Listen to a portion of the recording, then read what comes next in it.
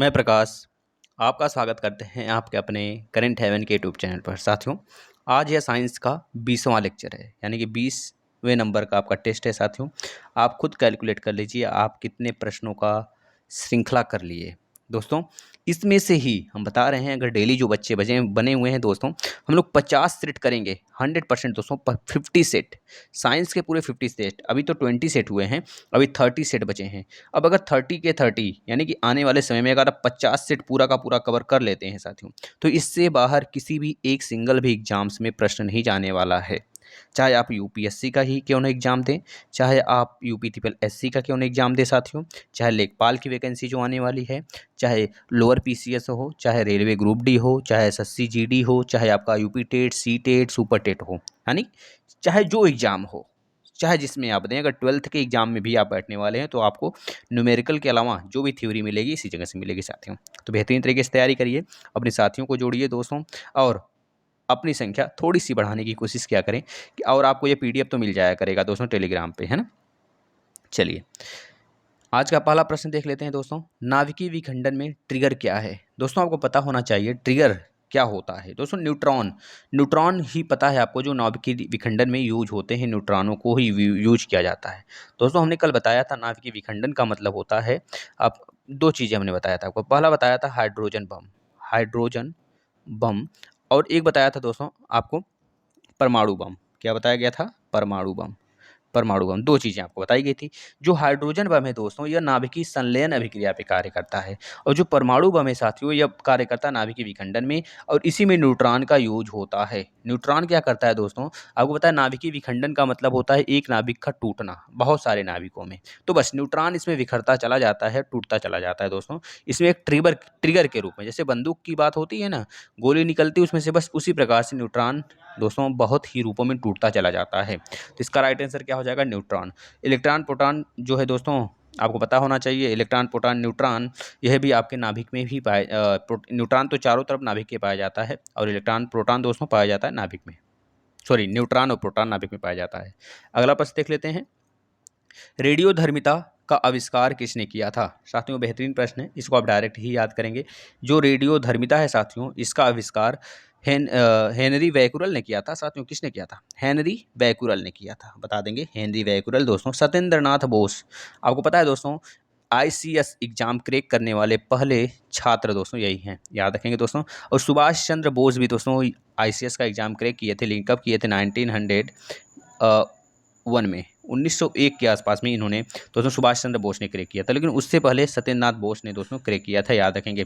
जो दोस्तों सुभाष चंद्र बोस जी थे, इनका जो रैंक था दोस्तों, दूसरा रैंक था, है ना, बेहतरीन रैंक था, आप समझ सकते हैं। चलिए अगले प्रश्न पे चलते हैं।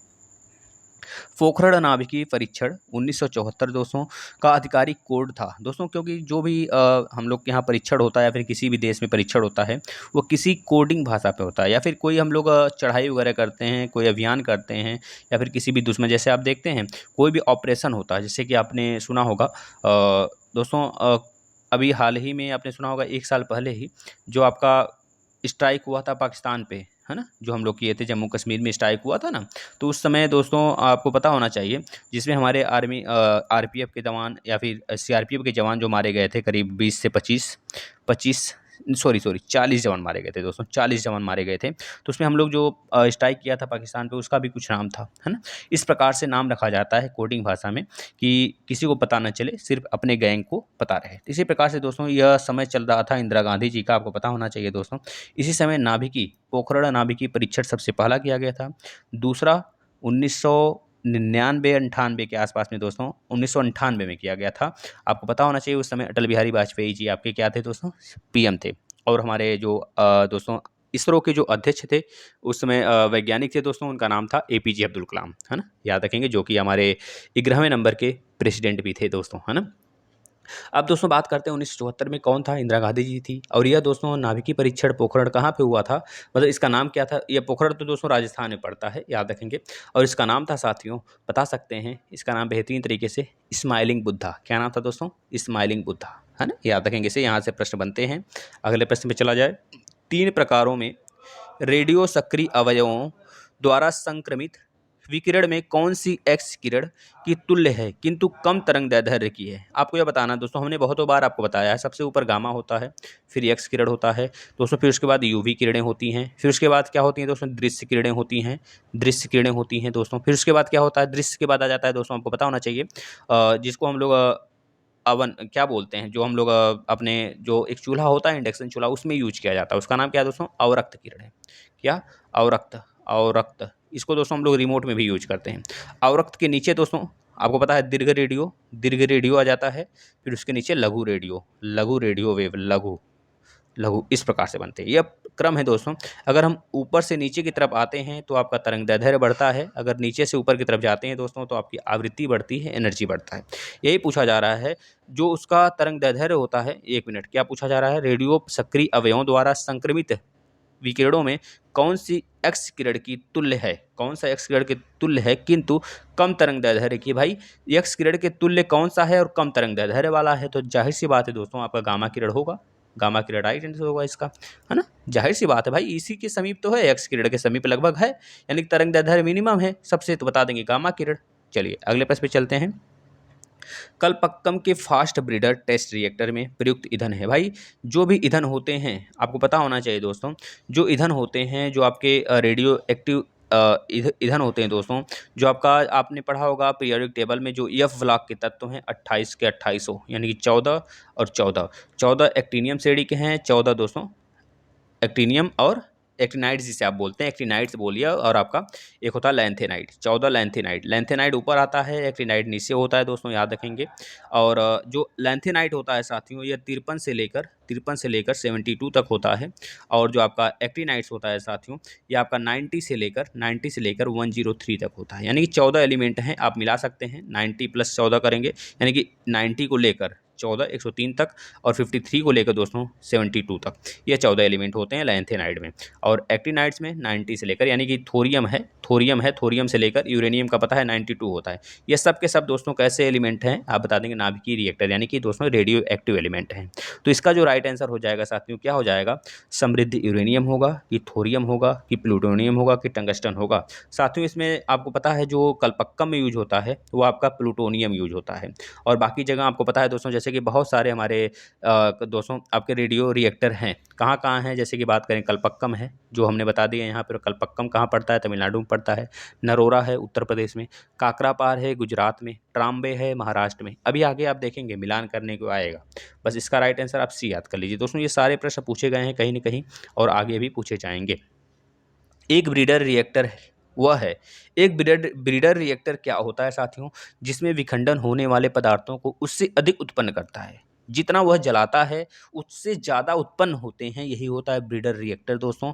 बस आप इसको अगर रट सकते हैं तो रटिए। देखिए साइंस में क्या होता है दोस्तों, प्रश्न अगर आपको कॉन्सेप्ट वाला है तो आप अच्छे ढंग से कॉन्सेप्ट क्लियर करिए, लेकिन अगर आपका कॉन्सेप्ट वाला, जैसे फिजिक्स की बात करें तो केमिस्ट्री है, लेकिन अगर फिजिक्स की बात किया जाए, फिजिक्स में सारे के सारे कॉन्सेप्ट अगर आपको याद हैं तो रटने की कोई ज़रूरत नहीं है। लेकिन केमिस्ट्री में जैसे रिएक्शन वगैरह आ जाते हैं तो आप रट सकते हैं उसे, क्योंकि डायरेक्टली एक प्रश्न बनते हैं आपके एग्जाम में। जैसे यह प्रश्न है, एक ब्रीडर रिएक्टर वह है, तो इसमें डायरेक्ट ही क्वेश्चन ये बनेगा, अगर बनेगा यही बनेगा, अन्यथा इसमें कोई भी कॉन्सेप्ट नहीं है, आप इसको रट सकते हैं साथियों। चलिए अगले प्रश्न पे चला जाए। जिस तत्व के परमाणु में 2 प्रोटॉन होते हैं और 2 न्यूट्रॉन होते हैं और 2 इलेक्ट्रॉन होते हैं, उसका द्रव्यमान संख्या क्या होगा? हमने कल ही बताया था दोस्तों 2He। 2He मात्र एक ऐसा इलेक्ट्रॉन, एक ऐसा एलिमेंट है दोस्तों जिसमें कि आपको पता है दोस्तों ये अक्रिय गैस है। अक्रिय गैस कौन कौन से होते हैं दोस्तों बता देंगे, 2, 2, 10, 18, 36, 54, 54 और 86, यह होते हैं दोस्तों अक्रिय गैस, मतलब कि helium, neon, argon, krypton, xenon और रेडॉन, यह होते हैं। कितने हो गए? 6 हो गए। एक होता है ऑर्गेनेशन, इसके नीचे आ जाता है, मतलब कि अभी तक तो 6 थे, 1 2 3 4 5 6, अब आ गए 7। लेकिन अगर आपसे पूछा जाता है कितने दोस्तों हमारे, हम पढ़ाएंगे पीरियोडिक टेबल, घबराइए मत, क्रम में चल रहे हैं तो उसको भी पढ़ाएंगे। अगर पूछा जाता है कितने हमारे ऐसे एलिमेंट हैं जो कि अक्रिय गैस हैं, जो कि अपनी कक्षक पूर्ण करके बैठे हुए हैं, तो बताएंगे दोस्तों 7। अब 7 हो गए हैं दोस्तों, याद रखेंगे, सब कुछ बताएंगे, अब घबराइए मत। जैसे हम बोलें कितने नेचुरल एलिमेंट हैं तो बताएंगे 92 नेचुरल हैं, 118 में से 92 नेचुरल हैं। अगर पूछा जाता है कितने मेटल हैं तो बताएंगे 91 मेटल हैं और 22 नॉन मेटल हैं और 7 मेटलाइड हैं, है ना, याद रखेंगे। जो उपधातु हैं 7 हैं और जो अधातु हैं वो 22 हैं, 22 में से 11 गैस हैं और 11 दोस्तों आपके द्रव और थोड़े से, जैसे ब्रोमीन है वो आपका अधातु ही है लेकिन वह ठोस अवस्था में रहता है, एकमात्र अधातु जो कि ठोस अवस्था में रहता है ब्रोमीन। एकमात्र धातु जो कि रूम टेम्परेचर पर लिक्विड अवस्था में रहता है तो पारा Hg, जिसका परमाणु क्रमांक 80 होता है दोस्तों। उसी के जस्ट पीछे आ जाता है आपका गोल्ड, जिसका परमाणु क्रमांक दोस्तों 79 होता है। इसी के जस्ट ऊपर होता है दोस्तों सिल्वर, जिसका परमाणु क्रमांक 47 होता है। तो इस तरह से हम बताएंगे, पीरियोडिक टेबल जब पढ़ाएंगे। इसका राइट आंसर आप क्या बता देंगे दोस्तों, 4 होगा। जैसे देखिए द्रव्यमान संख्या है तो पूछा है, अगर आप यहाँ पे इलेक्ट्रॉन की संख्या देखेंगे तो क्या होगा, 2 होगा, हमने कल बताया था। प्रोटॉन की संख्या देखेंगे तो P, यानी कि प्रोटॉन की संख्या बराबर इलेक्ट्रॉन की संख्या बराबर परमाणु क्रमांक 2 होता है। अगर आप द्रव्यमान में से प्रोटॉन की संख्या या फिर इलेक्ट्रॉन की संख्या या फिर आपका परमाणु क्रमांक माइनस करते हैं तो क्या मिलता है दोस्तों, न्यूट्रॉनों की संख्या मिलता है। तो सब 2 के 2 हो गए, 4 - 2 करेंगे तो फिर से 2 मिलेगा हमें, तो यानी कि सब 2 2, यानी कि परमाणु द्रव्यमान 4 होगा। चलिए अगले प्रश्न पे चलते हैं। एक रेडियोधर्मी तत्व जिसके भारतवर्ष में बड़े भंडार पाए जाते हैं दोस्तों, सबसे ज़्यादा हमारे भारतवर्ष में उसी का कल ये भंडार है जिसका नाम है थोरियम। थोरियम का परमाणु क्रमांक 90 होता है, आप सभी लोग रट जाएंगे भैया, 90 होता है ना। 90 के बाद एक और है प्लेटेनियम करके है, फिर उसके बाद हमारा यूरेनियम आता है 90, 91, 92, है ना दोस्तों। जो थोरियम है दोस्तों ये एक्टिनाइड श्रेणी का पहला एलिमेंट है, याद रखेंगे। 90 से स्टार्ट होता है 103 तक जाता है ना। 90 से स्टार्ट होता है 103 तक जाता है, आपका एक्टिनाइड श्रेणी का पहला एलिमेंट है थोरियम। अगर बात करते हैं दोस्तों किस ब्लॉक का है तो बताएंगे यह ब्लॉक का है दोस्तों, याद रखेंगे। अगर बात करते हैं साथियों किस प्रकार का एलिमेंट है, बताएंगे रेडियोधर्मी एलिमेंट है। ये कहाँ पे पाया जाता है भारत में सबसे ज़्यादा, बताएंगे केरल में पाया जाता है दोस्तों, केरल में, याद रखिए दोस्तों। सबसे ज़्यादा जो खतरनाक है जो यूरेनियम होता है, जो कहाँ पाया जाता है सबसे ज़्यादा, ऑस्ट्रेलिया में पाया जाता है, इसका भंडार ऑस्ट्रेलिया में है। इसका राइट आंसर क्या होगा, थोरियम, यानी कि आंसर सी होगा। अगले प्रश्न पे चलते हैं।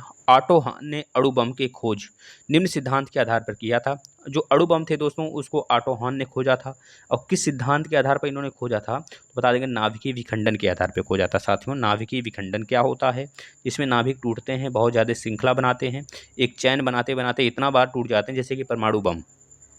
परमाणु बम नाभिकीय विखंडन पे ही कार्य करता है। जैसे नाभिकीय संलयन पे बोला जाए तो हाइड्रोजन बम, सन की एनर्जी, ये सब किस पे है, नाभिकीय संलयन पे कार्य करते हैं। जैसे रिएक्टर्स वगैरह में हो गए दोस्तों, ये सब नाभिकीय विखंडन में कार्य करते हैं। चलिए अगले प्रश्न पे चलते हैं। कलपक्कम सुर्खियों में रहा है अपने, मतलब कि कलपक्कम जो आपका दोस्तों नाभिकीय रिएक्टर है एक, कहाँ पे है, तमिलनाडु में है दोस्तों। यह किस लिए सुर्खियों में रहा है तो बता देंगे दोस्तों, जो कलपक्कम में साथियों किस लिए सुर्खियों में रहा है तो बता देंगे साथियों, यह परमाणु शक्ति परियोजना के कारण, रॉकेट परीक्षण के कारण नहीं, यह सब नहीं होगा, यह सब नहीं, परमाणु शक्ति परियोजना के कारण दोस्तों ये अपने सुर्खियों में रहा है। चलिए अगले प्रश्न पे चला जाए। देखिए बेहतरीन प्रश्न है, आप लोग इसको पढ़ते चलिए। चलिए अगले प्रश्न पे चला जाए।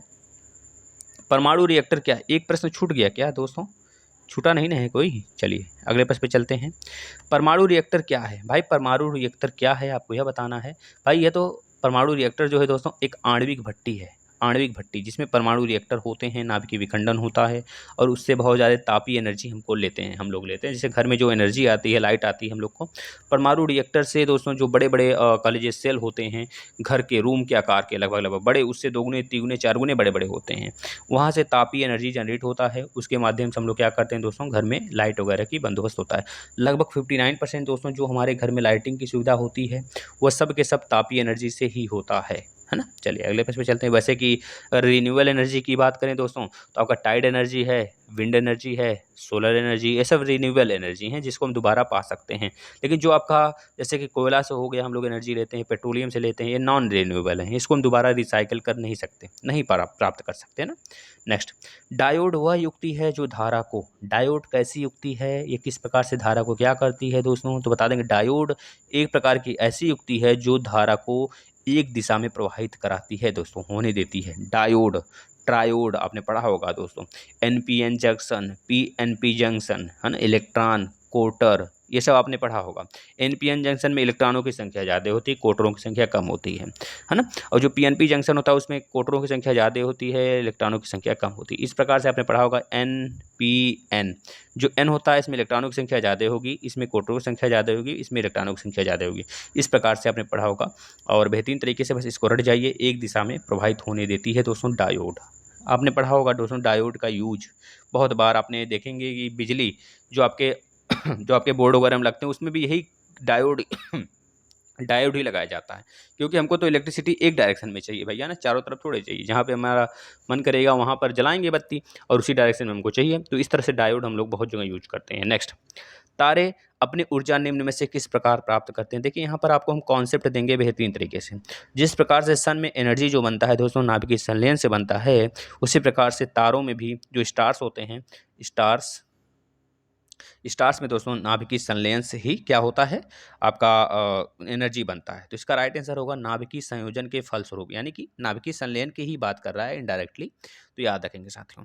अगर बात किया जाए तारे कितने प्रकार के होते हैं तो बोलेंगे सर 3-4 प्रकार के होते हैं। पहला होता है ब्लू यानी कि नीला तारा, नीला। फिर होता है दोस्तों पीला तारा, पीला तारा। फिर उसके बाद होता है दोस्तों रेड यानी कि लाल तारा, लाल जलता है। तो याद रखेंगे दोस्तों जो नीला तारा होता है ये काफ़ी ज़्यादा तापमान इसका होता है, काफ़ी ज़्यादा हीटिंग होता है, इसे न्यू स्टार्स कहते हैं। पीला तारा दोस्तों थोड़ा-सा कम होता है नीले से हीट। उसके बाद लाल तारा दोस्तों इसका डेथ मतलब कि ये बिल्कुल अपने उस लिमिट उस कगार पे होता है कि मरने वाला हो, है ना? देखते हैं आपके भी जो दोस्तों एस्टेरॉयड्स बेल्ट होते हैं, है ना? किसके-किसके बीच में है तो बताएँगे मंगल और बृहस्पति के बीच में। वही जो एस्टेरॉयड बेल्ट हैं दोस्तों उसमें जितने भी आपके एटम्स वगैरह जो भी आपके पत्थर वगैरह जो घूम रहे हैं, वही कभी काल के क्या होते हैं हमारे इन्वायरमेंट में जब एंट्री करते हैं तो हम लोग कहते हैं टूटा हुआ स्टार। दोस्तों टूटा हुआ स्टार नहीं होता, एक तरह से एस्टेरॉयड ही होता है, जो क्या काम करता है हमारे इन्वायरमेंट में आते ही वो उसको आग पकड़ लेता है। मतलब कि स्पेस में तो ऑक्सीजन तो है नहीं कि आग लग सकता है।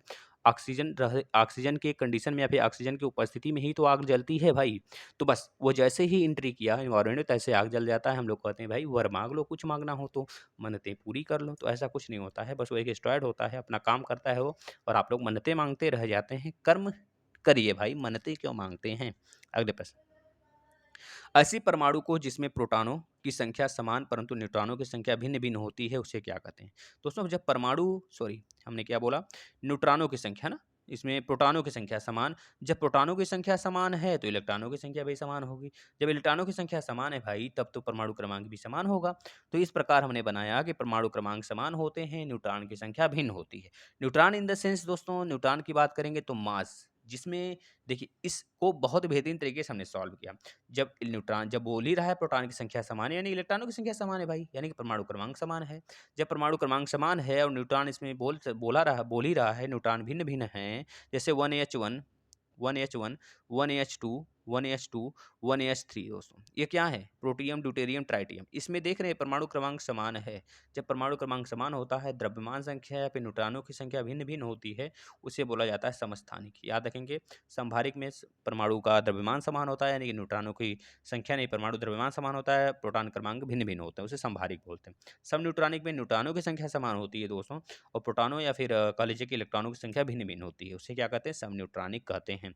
सम अवयवी का मतलब होता है तो समान अवयव, जैसे क्लोरीन, जैसे ये देखिए समान अवयव एच समान अवयव हैं लेकिन नाम अलग अलग है। Protium, deuterium, tritium. जो ड्यूटेरियम है दोस्तों इसे कहते हैं हम लोग क्या? कठोर जल, जिसे बोलते हैं डी टू ओ। इसका परमाणु क्रमांक होता है 20, लेकिन साधारण जल जो H2O होता है उसका परमाणु क्रमांक 18 होता है। आप इसे याद कर लेंगे, पूछा जाता है एग्जाम में। अगले प्रश्न पर देखिए बेहतरीन प्रश्न, इसको सूची में मिलाना है, ये ऊपर नीचे हो गया लेकिन हम लोग मिलाते हैं दोस्तों। बस मिलान कर दीजिए और इसमें कुछ करना नहीं है, बस मिलान करिए। बताइए, इसमें आपको दिया है नाभिकीय रिएक्टर और किस राज्य में है यह बताना है। कलपक्कम कहाँ पे भैया? तमिलनाडु में है, याद कर लीजिए। कलपक्कम कहाँ पे साथियों? तमिलनाडु में है। इस प्रकार से आप याद कर लेंगे। इसके बाद ये देखिए पहले का मतलब ये ए हो गया, ए वाला है। इसके बाद नरोरा दोस्तों यूपी में है, याद रखेंगे। ये बी वाला यहाँ पे चला गया। इसके बाद दोस्तों काकरापार गुजरात में है, यानी कि सी वाला यहाँ पे चला गया और ट्राम्बे महाराष्ट्र में है साथियों। याद रख लेंगे, ये पूछा जाता है। नेक्स्ट, निम्नलिखित में से कौन सा तत्व परमाणु ईंधन की श्रेणी में नहीं आता है? परमाणु ईंधन की श्रेणी में कौन कौन से आते हैं भाई? हमने बताया आपको।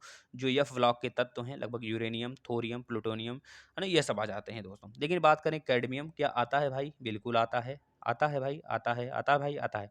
मतलब कि दोस्तों जो यह है ना कैडमियम यही नहीं आता है, याद रखेंगे राइट आंसर सी मतलब ए होगा। थोरियम भी आता है 90, प्लूटोनियम आता है दोस्तों 91 और यूरेनियम आता है 92। ये तीनों के तीनों दोस्तों आपके रेडियो एक्टिव यानी कि रेडियोधर्मी एलिमेंट हैं, परमाणु ईंधन में यूज किया जाता है, लेकिन कैडमियम नहीं यूज होता है दोस्तों, याद रखेंगे। जो प्लूटोनियम है साथियों, इसको हम लोग कहाँ पे यूज करते हैं तो बता देंगे आपका कलपक्कम वाले में। कलपक्कम वाले में हम लोग क्या यूज करते हैं दोस्तों, प्लूटोनियम, एकमात्र ऐसा रेडियो एक्टिव या फिर रेडियोधर्मी या फिर रेडियो एक्टिव प्लेस जहाँ पे रिएक्टर दोस्तों ब्रीडर कह लीजिए कलपक्कम है, जो फास्ट ब्रीडर, ऐसा फास्ट ब्रीडर है जहाँ पर हम रिएक्टर के रूप में प्लूटोनियम का यूज करते हैं, ईंधन के रूप में या फिर कहिए या फिर रिएक्टर के रूप में कहिए साथियों। चलिए अगले प्रश्न पे चला जाए। अब इसमें भी बेहतरीन प्रश्न है दोस्तों, इसमें जो डिस्कवर किए हुए हैं साइंटिस्ट उसको बताना है। जैसे रेडियम का डिस्कवर दोस्तों मैडम क्यूरी ने किया था दोस्तों, इसके लिए इनको नोबेल अवार्ड भी दिया गया था दोस्तों 1902 में, आपको पता होना चाहिए 1902-3 के आसपास में इनको दिया गया है, एक बार 1902 में और एक बार 1903 में दिया गया था, 1913 में, सॉरी 1913 में। जो 1902 में दिया गया है मैडम क्यूरी को, इनको इनके पति पियरे क्यूरी के साथ दिया गया है साथियों, याद रखेंगे। और जो 1913 में दिया गया था इनको केमिस्ट्री के लिए दिया गया था साथियों, याद रखेंगे, यह भौतिक के लिए दिया गया है। फिर पीरियोडिक टेबल का खोज दोस्तों मेंडलीफ ने किया है, आपको पता है 1913 में शायद किया गया है, 1929 सॉरी दोस्तों 1929 में किया गया है ना, मेंडलीफ के द्वारा किया गया था। जो आपका आधुनिक आवर्त सारणी है वो इनके ही शिष्य थे मोजले, उनके द्वारा किया गया है साथियों, बस उन्होंने परमाणु क्रमांक के आधार पर सिद्ध किया। लेकिन अगर आपसे पूछा जाता है पीरियोडिक टेबल का सबसे पहले या फिर पीरियोडिक टेबल किसने बनाया दोस्तों, मेंडलीफ ने ही बनाया दोस्तों। बस इनका एक मिस्टेक था कि इन्होंने परमाणु द्रव्यमान के आधार पर सेट करने लगे, जिससे बाद में इनको प्रॉब्लम्स होने लगे बहुत जगह। इन्होंने स्पेस भी छोड़ा था कि भविष्य में बहुत ज़्यादा एलिमेंट्स मिलेंगे। इन्होंने दोस्तों बहुत सारी चीज़ें अनुमान भी लगाया था कि ये भविष्य में जो इस तत्वों की संख्या वो बढ़ेगी, है ना। जिस प्रकार से डोब्राइनर त्रिक था, और आपके पता है दोस्तों इसके पहले डोब्राइनर त्रिक के बाद अष्टक नियम दिए थे, है ना। अष्टक नियम कौन दिया था दोस्तों, अष्टक नियम किसने दिया था, जिसने भी दिया था वह उन लोगों ने बता दिया था कि अब इसके आगे एलिमेंट नहीं मिलेंगे, है ना। अष्टक नियम मतलब कि सारे गामा पा धा नी, मतलब संगीत के जो 7 स्वर होते हैं उसके आधार पर सेट किया गया था, है ना। अब क्वांटम सिद्धांत का खोज किसने किया था दोस्तों, बता देंगे मैक्स प्लैंक ने, एक्स क्लीडर, डब्ल्यू सी रॉन्टजन ने। तो इस तरह आप मिलान कर लेंगे, यानी कि पहले का जो होगा दोस्तों या देखिए तीसरा, यानी कि तीसरा हो जाएगा, और पीरियोडिक टेबल का दूसरा, और क्वांटम सिद्धांत का चौथा, और एक्स क्लीडर का पहला। इस प्रकार से आप मिलान कर लेंगे। चलिए अगले प्रश्न पे चलते हैं। सूर्य में किस गैस की अधिकता पाई जाती है, 71 से लेकर 74% तक दोस्तों हाइड्रोजन होता है, बाकी 21%, अगर 73% आपका यह है, 74% हाइड्रोजन है, तो 21% अगर हम कहें दोस्तों क्या हो जाएगा आपका 20% लगभग, इसको 71 करिएगा भाई, 71% आपका हाइड्रोजन है, तो 21 या फिर 22 के आसपास में हीलियम हो जाता है, और बाकी जो 1 से 2 या फिर 3% बच रहे हैं दोस्तों अन्य गैसेज होते हैं, जैसे मीथेन वगैरह सब बहुत सारे गैसेज हो जाते हैं, है ना, याद रखेंगे। यानी कि अधिकता में हाइड्रोजन होता है। नेक्स्ट, समस्थानिक होते हैं किसी एक ही तत्व के परमाणु जिनका परमाणु क्रमांक समान होता है और परमाणु भार भिन्न भिन्न होता है। परमाणु भार समान होता है, गलत। परमाणु भार भिन्न भिन्न होता है, परमाणु क्रमांक समान होता है, बी। बी राइट होगा भाई, है ना, याद रखेंगे साथियों, इसको तो भी हमने चर्चा किया ऊपर। नेक्स्ट, अल्फा कण के 2 धन आवेश होते हैं जिसका द्रव्यमान लगभग बराबर होता है। 2 धन आवेश होते हैं जिनका, अभी तो हमने देखा भाई अल्फा कण के 2 धन आवेश हैं, बीटा कण नेगेटिव होता है, और गामा किरण कह लीजिए न्यूट्रल होता है भाई, है ना। जिस प्रकार से प्रोटॉन न्यूट्रॉन और इलेक्ट्रॉन होते हैं ना, प्रोटॉन क्या होता है पॉजिटिव होता है, तो अल्फा भी पॉजिटिव होता है। इलेक्ट्रॉन क्या होता है नेगेटिव होता है, उसी प्रकार से बीटा भी नेगेटिव होता है। जिस प्रकार से गामा न्यूट्रल होता है उसी प्रकार से आपका न्यूट्रॉन भी न्यूट्रल होता है भाई साहब। अगर बात करते हैं बीटा, यहाँ पे बीटा की, तो बीटा नेगेटिव होगा, और अगर अल्फा की बात हुआ है दोस्तों तो क्या होगा पॉजिटिव होगा। अब 2 धन आवेश हैं, तो यानी 2 धन आवेश हमको मिल रहा था दोस्तों किस में, हीलियम में मिल रहा था, हीलियम इसका राइट आंसर होगा, है ना। 20वें का जो राइट आंसर होगा दोस्तों हीलियम हो जाएगा भाई। चलिए अगले प्रश्न पे चलते हैं। परमाणु बम का कार्यकारी सिद्धांत यूरेनियम का नाभिकीय विखंडन है, और हाइड्रोजन बम का कार्यकारी सिद्धांत होगा भाई, यह तो नाभिकीय संलयन होगा। एक ही जगह नाभिकीय संलयन हमको दिख रहा है, कहीं नहीं दिख रहा है, तो राइट आंसर यह होगा। याद रखेंगे हाइड्रोजन बम नाभिकीय संलयन, परमाणु बम यूरेनियम, यानी कि नाभिकीय विखंडन। जो परमाणु बम होता है यूरेनियम का नाभिकीय विखंडन होता है, और जो हाइड्रोजन बम होता है वो ड्यूटेरियम का नाभिकीय संलयन। ड्यूटेरियम का मतलब समझ रहे हैं दोस्तों, 1H1 1H2, हमने बताया ना प्रोटियम ड्यूटेरियम 1H2, यही तो है 1AH2, इस प्रकार से लिखा जाएगा। ये 2 आपका परमाणु भार है और ये आपका परमाणु क्रमांक है 1H2, है ना, हाइड्रोजन का समस्थानिक।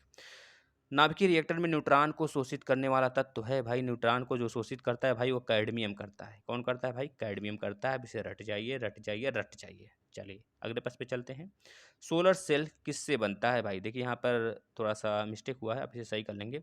सोलर सेल किससे बनता है? तो सोलर सेल दोस्तों सिलिकॉन से भी बनाया जाता है, जर्मेनियम से। जो आप देखते हैं इस प्रकार से चादर होता है, उसके ऊपर इस प्रकार से रॉड बना होता है, इस प्रकार से रॉड बना होता है दोस्तों। वो पूरा का पूरा सेल जो होता है दोस्तों, वो सिलिकॉन से होता है या फिर जर्मेनियम से बनाया गया होता है। जो सिलिकॉन है और जर्मेनियम है दोस्तों, अगर पूछा जाता है कौन-सा ऐसा उपधातु है जो हमारे पृथ्वी के क्रस्ट पर सबसे ज़्यादा पाया जाता है, उपधातु की बात करें, धातु की नहीं। धातु की जब बात करेगा तो एल्युमिनियम होगा। अगर बात करेगा दोस्तों तत्व का तो ऑक्सीजन होगा, अगर बात करेगा उपधातु का तो आप क्या बताएँगे? पता है दोस्तों क्या बताएँगे? आप बताएँगे सिलिकॉन, ठीक है? उसके बाद दूसरे नंबर पर जर्मेनियम। दोस्तों 7 प्रकार के हमारे यहाँ हमारे पीरियोडिक टेबल में जो सीढ़ी-नुमा आकृति होती है, उस वही होते हैं आपके उपधातु। जो उपधातु होते हैं दोस्तों सातों के सातों, वो आपको पता है दोस्तों 15वाँ ग्रुप यानी कि 13, 14, 15, 16, 17, 18। दोस्तों जो 16वाँ ग्रुप होता है, 16, 17, 18, 16वें ग्रुप के लास्ट वाला जो एलिमेंट होता है, वहाँ तक होते हैं। बोरान से स्टार्ट होता है, बोरान के बाद सिलिकॉन, जर्मेनियम, इसके बाद दोस्तों आर्सेनिक आ जाता है, आर्सेनिक नीचे टेलुरियम, प्लूटोनियम आ जाता है। इस प्रकार से 7 होते हैं, सातों के सातों दोस्तों क्या होते हैं आपके मेटलॉइड्स होते हैं, यानी कि उपधातु होते हैं। याद रखेंगे दोस्तों सिलिकॉन जो है हमारे क्रस्ट पे सबसे ज़्यादा पाया जाता है। सिलिकॉन और जर्मेनियम का हम यूज़ करते हैं दोस्तों किसमें?